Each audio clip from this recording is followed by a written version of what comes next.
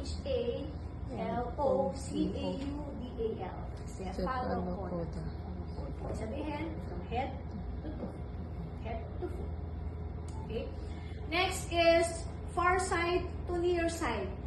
So, kung tayo po ay magbe-bed bath, dapat nasa isang lugar lang tayo. Bakit po? To save time and energy, para hindi tayo paikot-ikot. So, if there are 2 or more of you na caregivers or nurses may kasama ka, so okay lang. Pero kung mag-isa ka, hanggat maaari, sa isang lugar ka lang. And dapat doon ka malapit sa iyong mga gamit. Mga gamit mo dapat within reach para hindi ka paikot-ikot. So imagine, isa pa lang na paliguan mo, pagod na kakaikot-ikot lang sa pasyente mo. And what if ang pasyente mo, ang bed niya ay nakadikit sa wall, sa pader. Di ba? May mga gano'n na medyo maliit lang yung kanilang area, nakadikit yung kanyang bed. Sa hindi ka pwede magpaikot-ikot. So, sa isang side ka lang. So, we always start on the far side, going to the near side. Nalinis ko na to, tapos aabot-abutin ko yun. O pwede dumidikit ako, di ba? O kaya, nagkakaroon po ng cross-contamination. So, to avoid that, we always start on the far side, going to the near side. So, pangalawa na yun, cephalocaudal, far side to near side. Next is cleanest to dirtiest. You always start on the cleanest area at huhuli po natin ang dirtiest part or the dirtiest area. So, ano po yung kinoconsider natin dirtiest? Perineal care. Kaya huli po natin gagawin. Huli po ang perineal care. Okay? And the last one is distal to proximal. Naalala niyo pa, directions po yan, anatomical directions. Kapag sinabi natin distal to proximal, kapag distal, ibig sabihin, malayo po sa point of attachment. Proximal, that is yung closest sa point of attachment to the body trunk. For example, sa kamay. Kapag sinabi natin distal to proximal, so sa arm niya, uunahin natin ito. Papunta sa kanyang axilla or sa kanyang kilikili. This is distal, this is proximal. Proximal kasi nga ito, ang kanyang kilikili, ang proximal area kasi nga ito yung pinakamalapit sa body trunk. Distal yung malayo. So, distal to proximal. So, what is the rationale behind that? So, pag tayo ay maglilinis, distal to proximal because we want to promote venous blood return or we want to promote blood circulation. Diba? Kasi ang mga veins dala niya, dugo pabalik sa ating heart. So, kapag distal to proximal, natutulungan na mag-promote or mag-stimulate ng circulation. Okay? Cephalocaudal, far side to near side, cleanest to dirtiest, distal to proximal. Clear? Okay. Sige po. Ano na proceed? So, salon, yung sink sa salon kapag nakaganyan kayo. Para siyang ganon, portable. So, inflated Kelly span. So, dapat naka-inflate po ito. Kaya hindi na namin na-inflate. Okay. So, kung naka-inflate siya, nakaalsa ito. So, yun isasapin mo, pasyente mo, parang nakaangat ang ulo niya.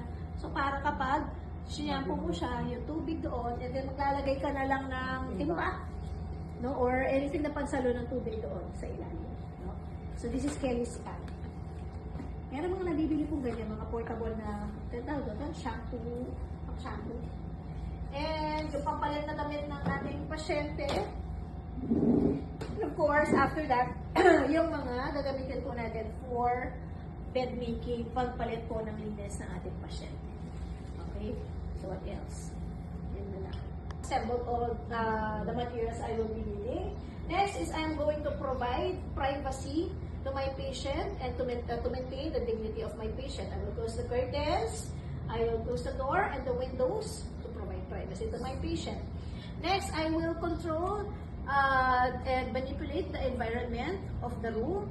So if the AC or the electric fan is turned on, I will turn them off to avoid na magkaroon po ng excessive coldness to my patient, no? Para hindi naman siya masyadong labigin. And the last one, of course, is I am going to identify my patient, greet and introduce myself, and explain the procedure that I am going to do. And of course, very important, hand washing. Do not forget hand washing. Okay? Kita? Maayos? Online? Lalapit ko ng konti. Naririnig ako ng maayos online? Yes. Okay. Yes. Kala ko tulog na kayo. Okay. So, katapos nagawa ko na po ng lahat ng yon. Good afternoon. May I know your name, ma'am? Okay, good afternoon, Mrs. Smith. I am Irish. I will be your caregiver for today. Ma'am, I will give you a complete bed bath. So this involves some movement, ma'am. Let me know if you have or you experience any pain or discomfort, so that I can stop and will let you rest. Is that okay with you, ma'am? Yes. Okay, and of course, do not forget to wear PPEs if needed. No? And one more thing, check the doctor's order or the chart of your patient to know the restrictions of your patient. Baka mayroong parte na hindi pwedeng galaw. Okay? Remove the pillow of my patient. So I will start with the bed shampoo. Remove the pillow of your patient. Move your patient in a slanting position. Next is I'm going to place rubber sheet. Rubber sheet. So rubber sheet, to avoid lang po na mabasa ang mattress. Next is I'm going to place the inflated kelipad. So I'm going first is shampoo. Bed shampoo for our patient.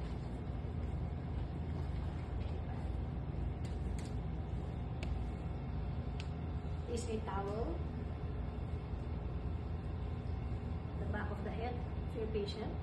A rolled towel.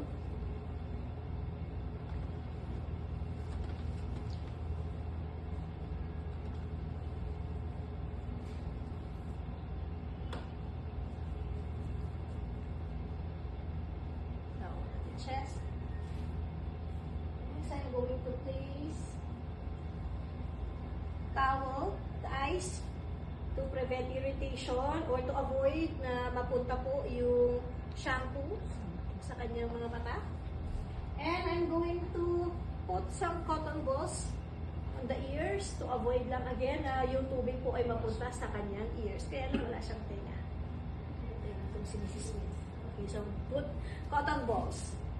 Okay? So next is, if your patient's hair is long, comb the hair of your patient first to remove any tangles, para hindi tayo mahirapan mag-shampoo. So after that, I'm going to tabo. Asan yung tabo? Oh, nakalimutan nila yung tabo. Okay, cut, tabo. So of course, I'm going to shampoo, wet the hair and the head of your patient, and use preferred shampoo and shampoo the hair. And of course, clean the scalp of your patient. So while doing that, you can also give massages sa ulo ng pasyente to promote circulation also. Okay, after I have shampooed and cleaned the scalp of my patient, I'm going to tanggalin ng shampoo and then I'm going to rinse the hair of my patient. Rinse it thoroughly.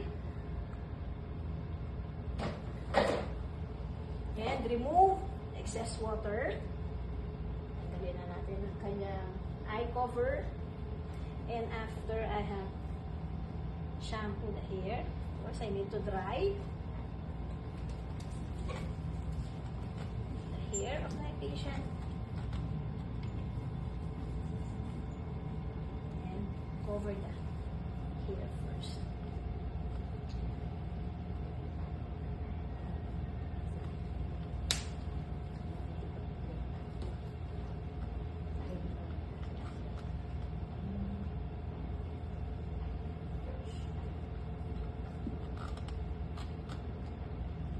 Remove the kelipad.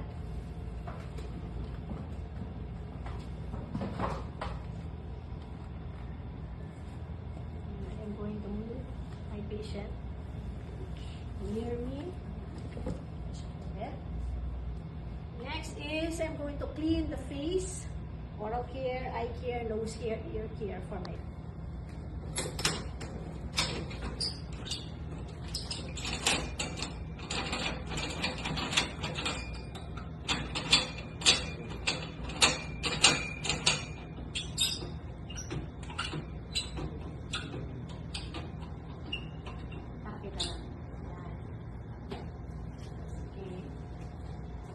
I'm going to clean the face of my patient. So as much as possible, hindi tayo gagamit ng sabon, no, to prevent irritation. So warm water will do. Or kung may sabon, yung dapat po mild soap. No? So, assuming I have water here, so I need a mitten, no? Out of the face towel. So, clean the face, starting on the forehead, and so marami po kasi iba't ibang motion or stroke, no? So, this is the S stroke. So, starting on the forehead, corner of the eye, bridge of the nose, the cheeks, and then sa medyo area, and the chin. S motion. Okay? Of course, do not forget to clean the back of the ears and the neck of your patient. No? So, pwede po ma-accumulate yung dirt sa kanyang neck. Okay. Same thing on the other side. Next, the eyes of my patient. So, I can use also a washcloth, clean washcloth, and plain water lang po, warm water lang gagamitin sa paglinis sa kanyang mata. O you can use cotton pads or cotton balls, no, sa paggamit. Okay, so sa paglinis po ng kanyang mga mata, from the outer canthus to the inner canthus. So, inner canthus to the outer canthus. Sorry, inner canthus, outer canthus, discard. Inner canthus, outer canthus, discard. Other eye, inner canthus, outer canthus, discard.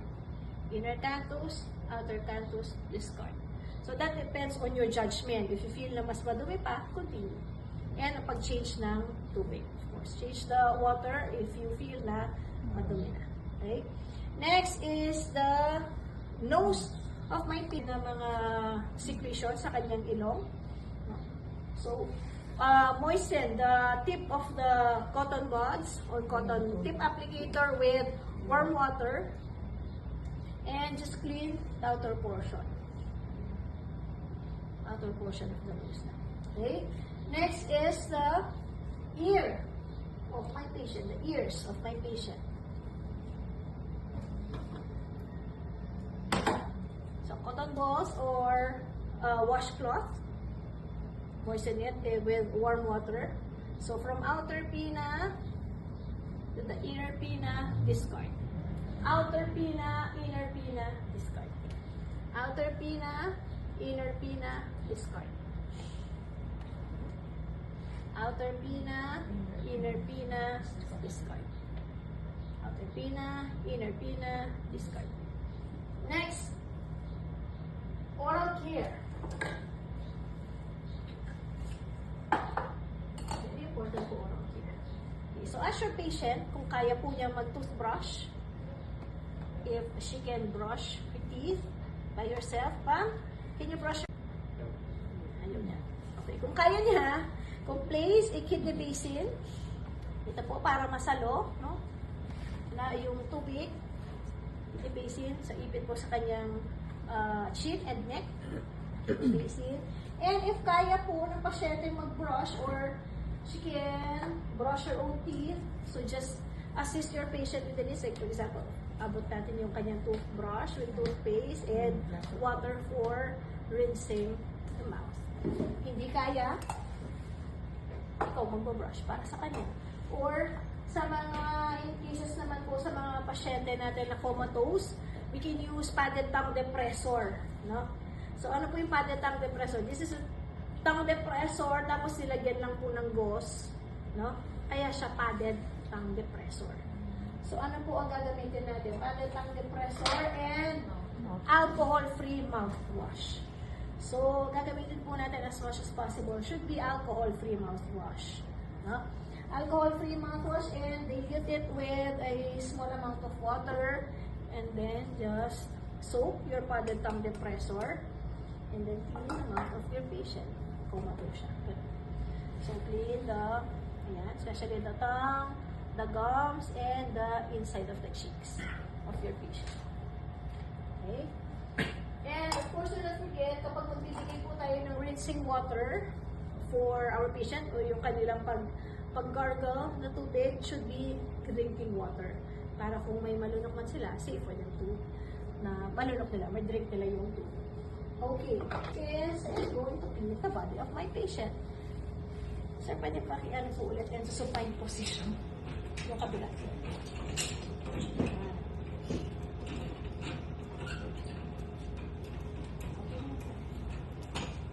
course, dahil paliliguan na po natin ang katawan ng ating pasyente, I'm going to change the top sheet into a bath blanket. So we need a separate blanket for that.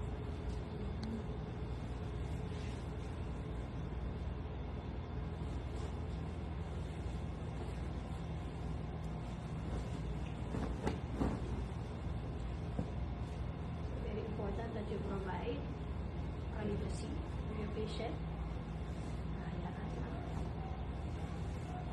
Ma-expose ang ating pasyente.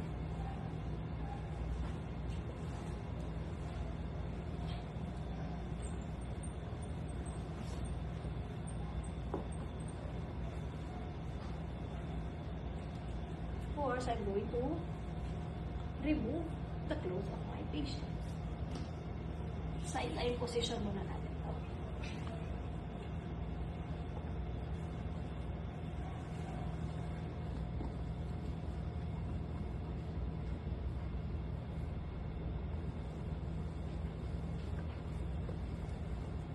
If your patient has an IV line, isuero, so you always start on the kamay na walang IV line.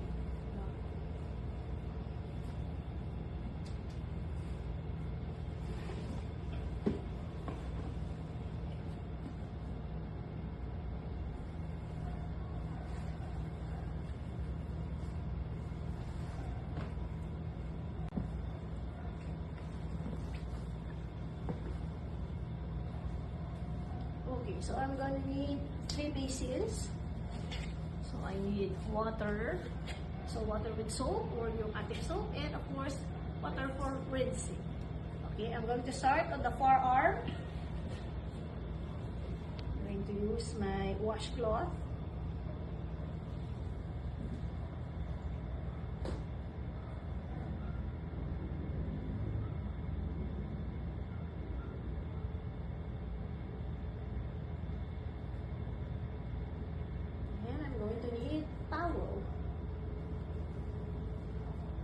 Under the arm. Expose only the body part that you are going to clean. So distal to proximal, starting on the hands. So wash. Going to wash the hands. Kung madumi po, sa tingin niyo mas madumi, so after niyo mapunas, hugasan ang kamay. No? Wash. Soap. So distal to proximal in firm, long strokes. Soap, rinse, pat dry. Wash, soap, rinse, pat dry. Near arm.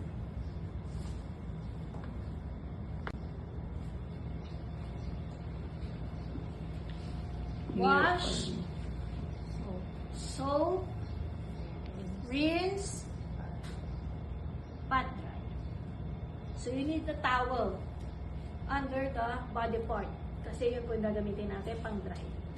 Wash hanggang sa axilla po. Soap, rinse, pat dry. Next is the chest of my patient. Lang po, just for the sake of this demonstration, no? So, kapag ang pasyente po natin babae, so kapag ito ginawa ninyo, kailangan po covered lagi. No? Kapag ang pasyente po is babae, of course, you need to follow the natural contour. No? Babae, of course, may breast. You need to follow the natural contour of the breast or the chest of your patient. And kailangan po, gagawin po ito under a towel. No? Is a towel.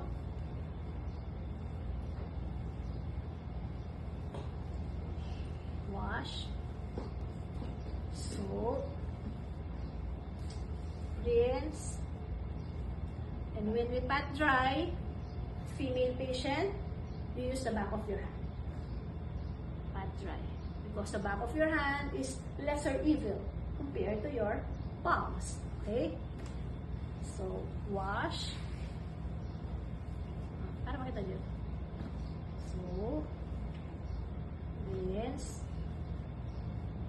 And pat dry.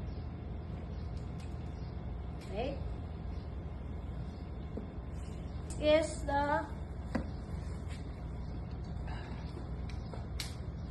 feet and the legs of my patient.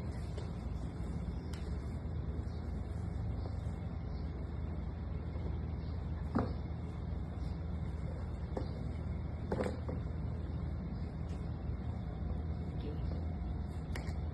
So you change the water. Feel na madumi na po ang tubig. Of course, you need to change your water.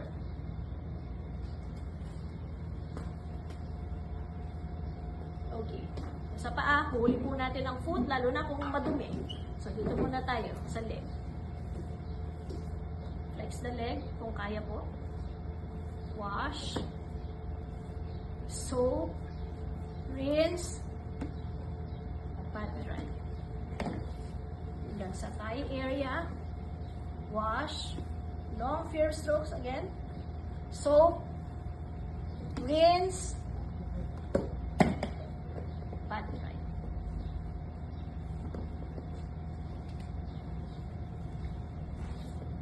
Next.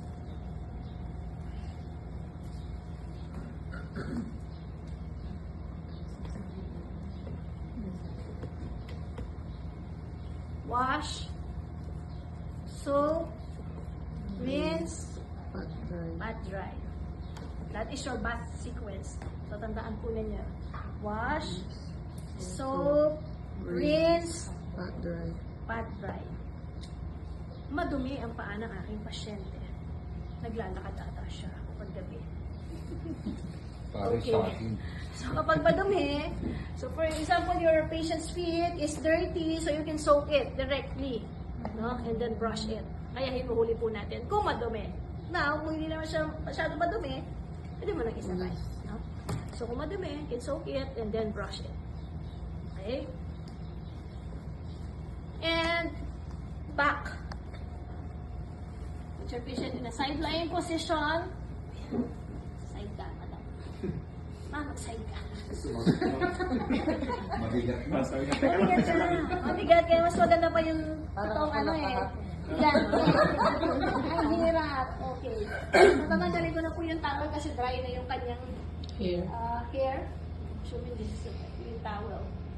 I'm going to place it. Saan yan ba? Yan. Okay. Back and the buttocks area na po. No?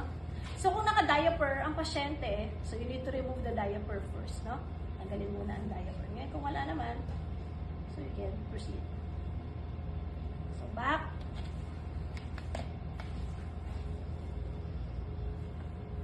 So, wash.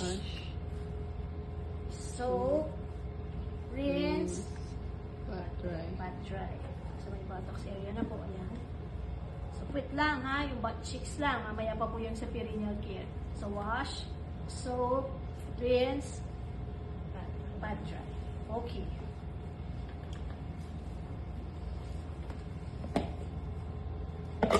I'm done. Okay. So, before you perform perineal care, do perineal care to your patient. Ask your patient first if they want to urinate. No? Offer bedpan or portable urinal. So this one is for male patient. This is portable urinal. No? And kapag naman po babae, use bedpan. So paano po ang tamang paghawak ng bedpan? This one. Ganyan po. So yung malapad, yun po yung ilalagay sa ilalim ng puwet ng pasyente. Okay?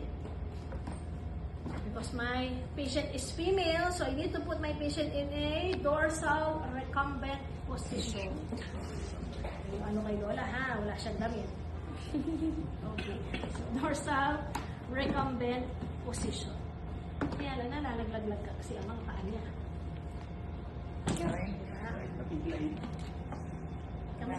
Yan. Okay. So, bedpan, when you place the bedpan, assist your patient, so lift the lower back. Tapos nito. Isa mo naman paa mo, Lola. Yan. Okay.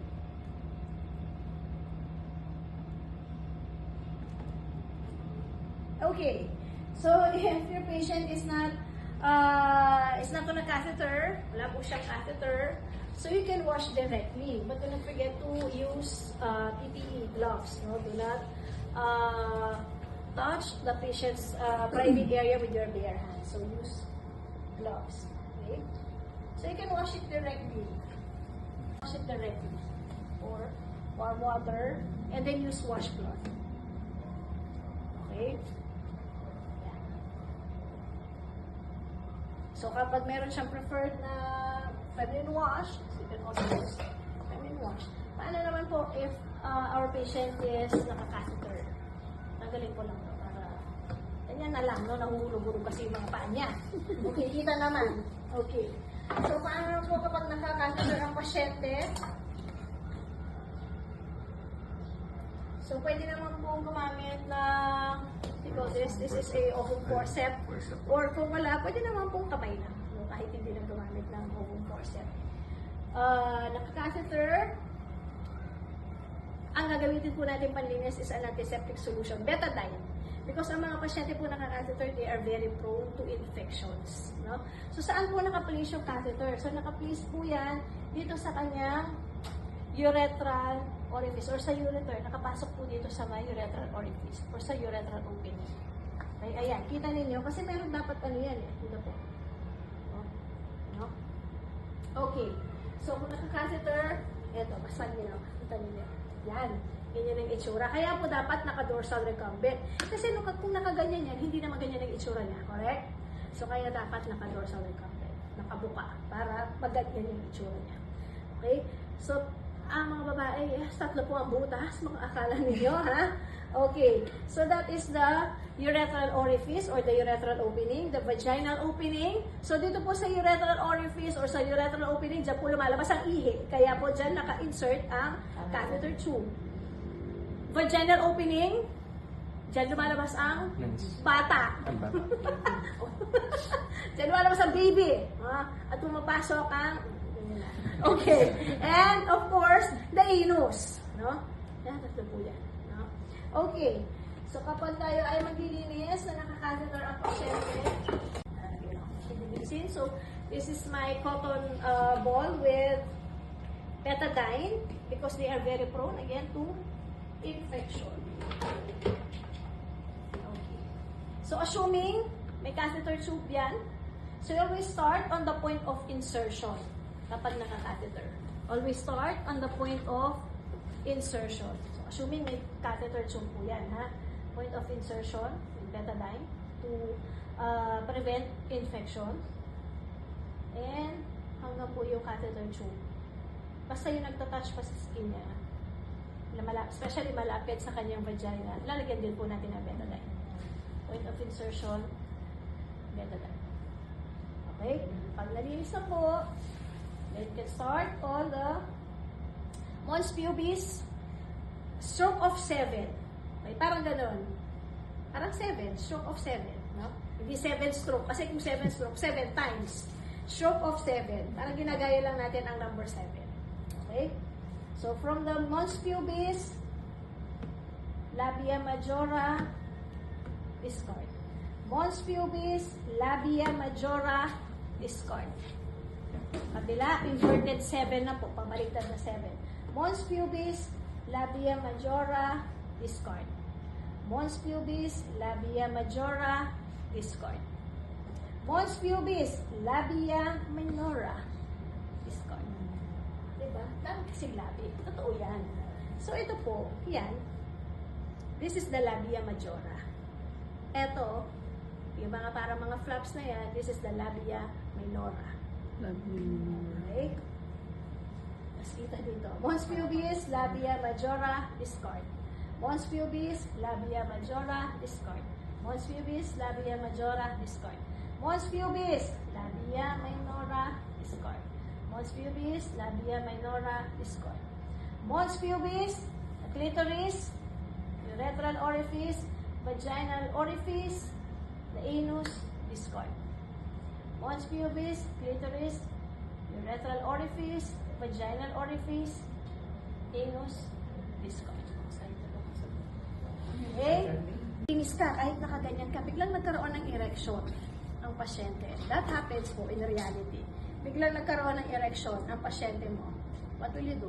Paluin. Ano ma'am, pitikin mo. Para malambot ba? Pipilikin na ka. Tatakpan ng towel. Oh, tama. Pwede naman po, takpan or place a small towel, basain ng malamig. Ay, naman kita. Cold water. Malamig na tubig. Balik na Hindi ba malamig. init? Malamig. No, Oo. lambot. Siyempre, yung shock po, yung biglang ano ng lamig. Nagyan mo na malamig.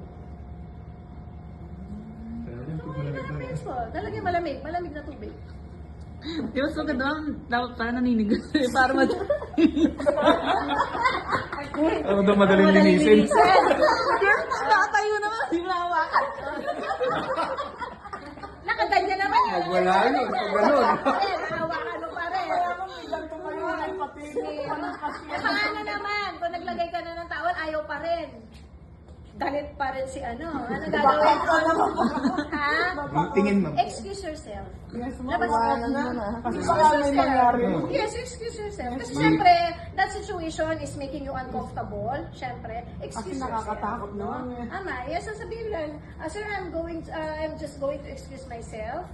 No? Labas ka lang saglit and then I will just come back later. Lagi na lang ako pag Yes, you don't have to do anything. Labas ka lang kapag gano'n. Kapag kung ginawa mo na, nilagyan mo na ng malamig na tubig, malamig na sila pa rin, labas ka na. No? Para ano lang, to just ano na situation. Ma-prevent lang po yung mga ganun. Yes, syempre, pwede po mag-cause ng ano yun. Hindi, tumatayo yun talaga, sabi niyo. Yes, that happens. Totoo yun. Iwan na lang daw, iwan na lang. Oo, Yung alis iba ka kasi na lang. ma'am, manyagis daw. Meron po May ganyan. Yes. nangyari sa kanila. hawakan yung kamay. Totoo. Hawakan May yung kamay. nangyayari po ganyan. Lalo na lalaki mo. Meron ako, ano, meron akong malakas estudyante ang- na nagkwento, nagkaroon siya ng ganyan experience. You can wash it directly using washcloth and water. No, do not forget PPE. Usap po ng PPE. Kapag naka-catheter, paano naman po? Kapag naka-catheter, dito po naka-insert siya on the urethral orifice also. Ayan, no? Pinutol nila yung tube. Ayan, may catheter po dati yung mga yan, no? So, dyan din po naka-insert yung catheter.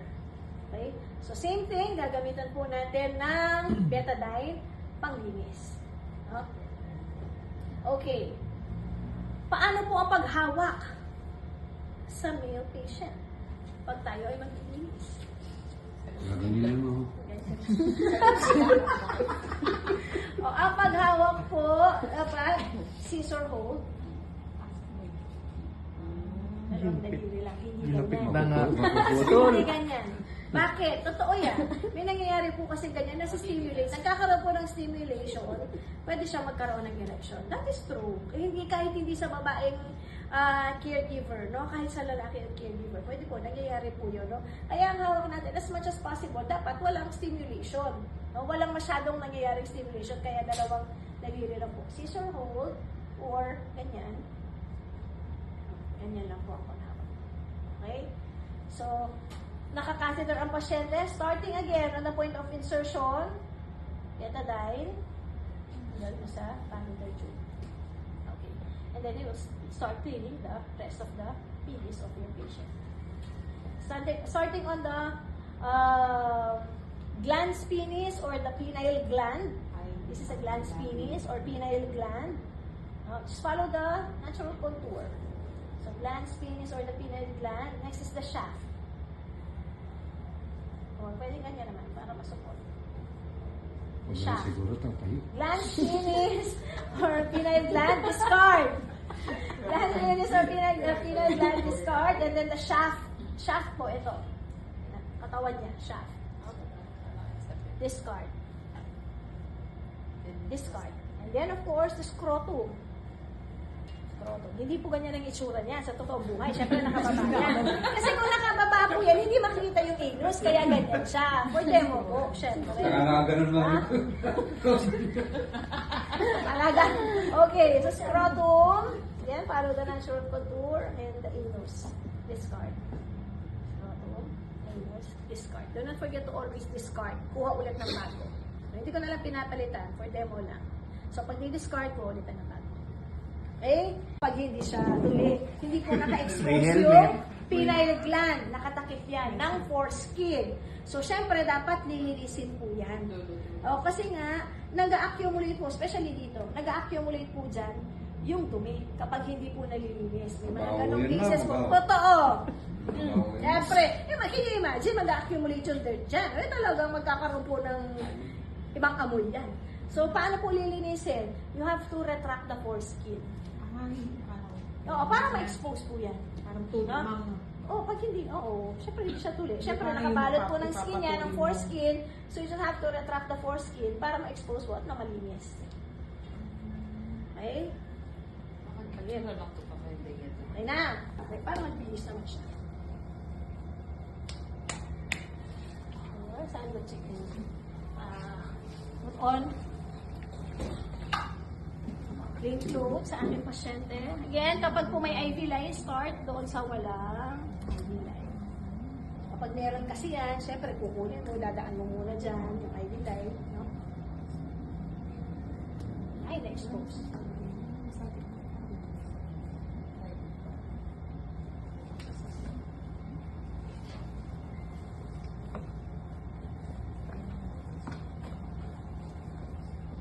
So, assuming nalagay ko na, natali ko na po. Kasi natali sa sideline position natali. So, assuming na natali ko na po yan.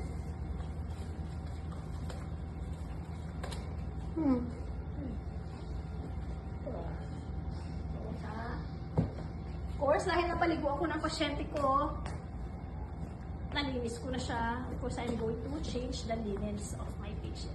So, I will be doing occupied bed knee. Occupied kasi may pasyente ako. Nasa bed, hindi naman siya pwede tumayo dahil bedridden siya. So, what you do first is put your patient in a side-lying position. Side ka. Side ka dito, Mrs. Smith. Ano? Sideline, lateral recumbent or same position. Ano siya komportable? Basta, sideline position. Okay. So, dapat yan agad. Loosen mo muna to. Yung pagkakatak lang, no? Okay. So, assuming na na-loosen ko na ulit.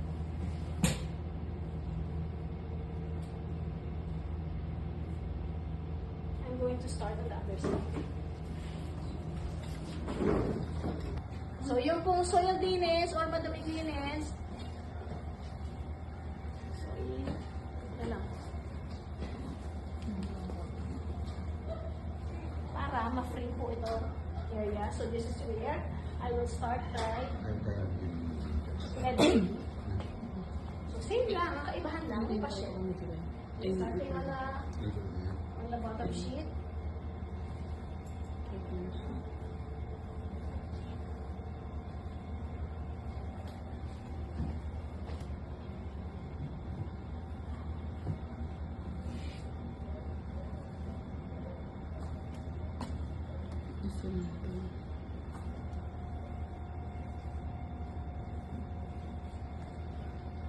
Unfold.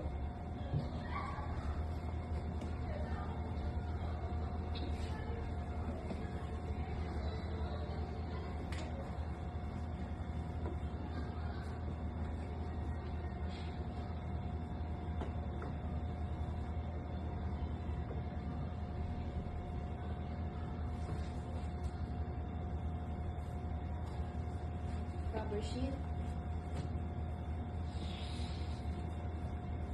Unfold. And under the bottom sheet. Next is draw sheet.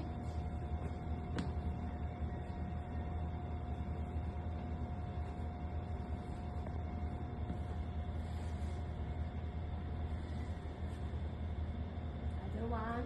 Unfold. Put it under the rubber sheet. Papalang.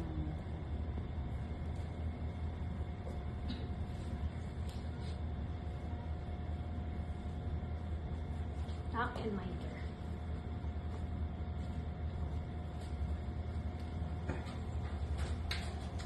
Naisip siya na naman.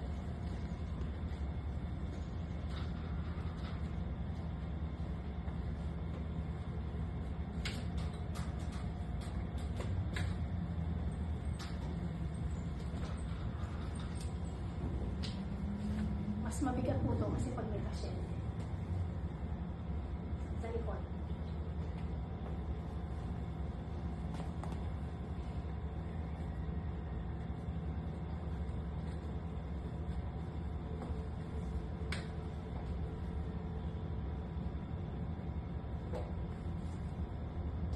Last one is top sheet.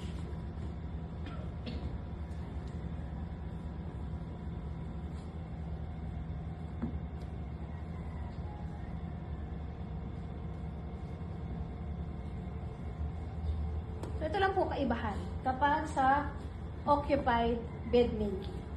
So, yung isa, ibababa natin.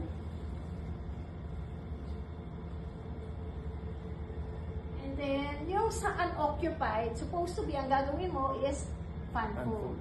Dito po sa occupied bed making, ang pag-fan fold po ng top sheet, pabaliktad. Papunta dito. So, occupied. Occupied. Papunta dito po ang fan fold. Isa pa. Malalaman niyo mamaya. Okay, ma'am. Dito kami sa kabila. So, ililipat ko na siya dito sa kabila. Dito naman siya. Okay. Dito naman siya mag-sideline position. Dito ko naman. So, operate no, as much as possible na touch yung cleanliness mo sa soiled units.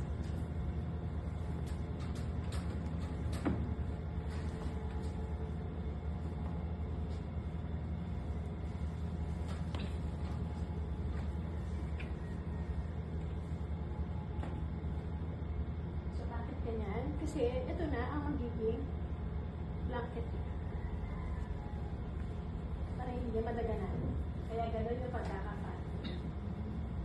Ano pa niya siya? Yung kanyang bath blanket, tanggalin mo na, papalit mo na ay yung kanyang top sheet. Siya pakihila.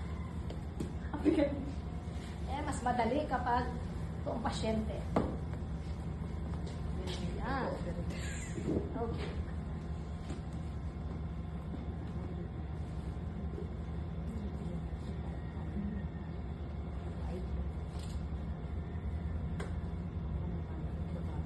Okay. So, dito na ako.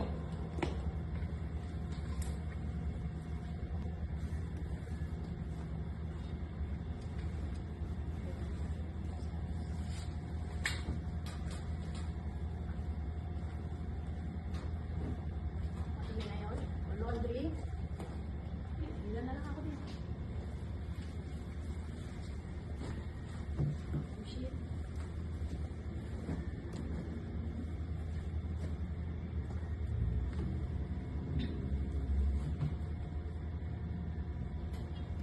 Reminder ko na yan.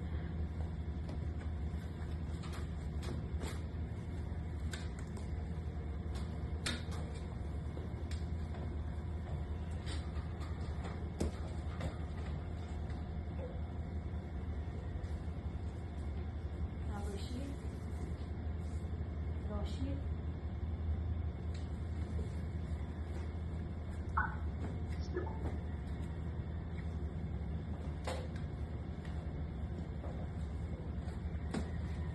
Assuming I have changed the pillowcase. Wait, madali lang. Nakita siya. Paikit yung kamay niya.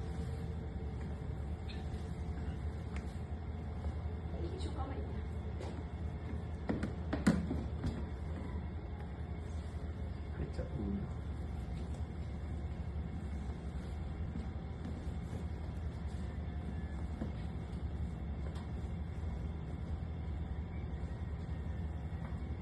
Okay.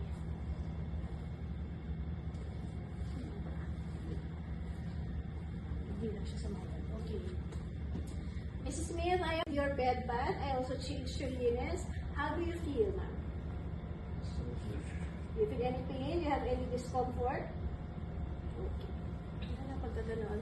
Ma'am, you want me to turn on the AC and turn off the light so you can sleep? Okay. Thank you. And I am done. After that, of course, you need to perform aftercare or pagliligpit po ng mga pinaggamitan.